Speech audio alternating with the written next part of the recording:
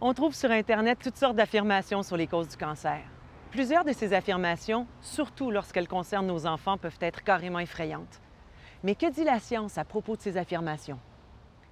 C'est en 1979 qu'une étude épidémiologique exploratoire a fait craindre pour la première fois l'existence d'un lien possible entre les champs magnétiques et le cancer chez l'enfant.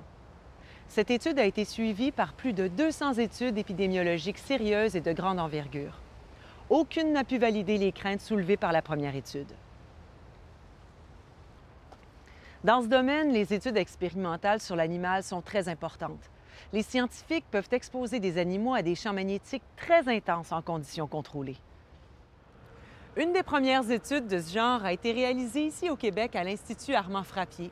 C'est la Dr Rosemonde Mondeville qui a dirigé cette étude dont les résultats ont été publiés en 1997.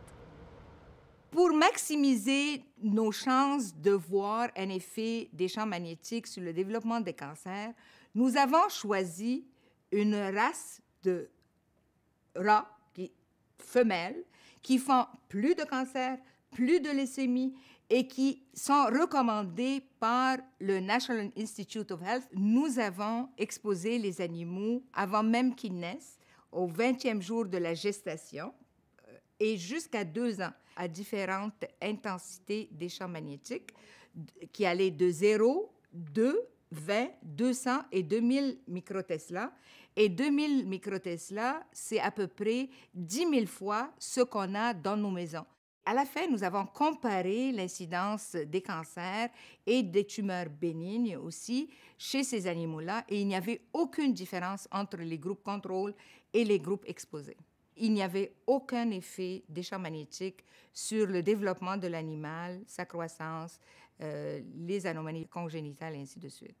On n'est pas les seuls à avoir fait une étude chez l'animal de grande envergure comme ceci. Il y a des gens aux États-Unis et au Japon qui ont exposé des animaux, que ce soit des rats, des souris, mâles et femelles, pendant aussi 2 ans. Et ils n'ont trouvé exactement rien comme nous. Il n'y avait aucun effet des champs magnétiques sur le développement des cancers, même à très haute intensité, comme l'a fait les Japonais, jusqu'à 5000 microtesla, donc 2 fois et demi ce que nous avons exposé nos animaux. Vous savez, les champs magnétiques demeurent très bas, même si vous vivez à côté d'une ligne à haute tension, ce qui est mon cas. J'ai une maison, j'habite là, même avant, pendant et après cette étude-là. Donc, on a même mesuré les champs magnétiques qui étaient dans ma maison et j'ai la preuve qu'ils sont très bas. Les travaux de recherche de Mme Mondeville confirment que les champs magnétiques n'ont aucun effet sur la santé de ces animaux de laboratoire.